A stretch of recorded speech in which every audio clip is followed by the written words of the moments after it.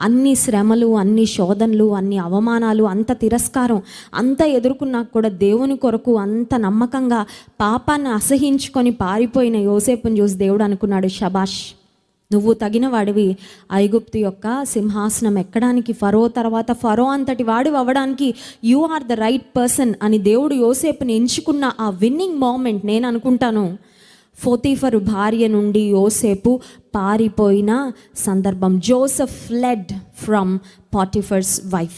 ఎవరేమనుకుంటారు? I don't care. ఈ తర్వాత ఈ సీన్ ఎంత కాంప్లికేట్ అవుతుంది అవ్వచ్చు, బట్ ఐ డోంట్ కేర్. దేవుని ఎదుట నేనెట్లు ఇట్టి ఘోరమైన దుష్కార్యము చేసి దేవునికి విరోధముగా పాపము కట్టుకొందును అనే ఒక డైలాగ్ చెప్తాడండి. ఎంత ధైర్యము! ఎట్లు నేను ఇట్టి ఘోరమైన దుష్కార్యం చేసి నా దేవునికి విరోధంగా పాపము కట్టుకున్న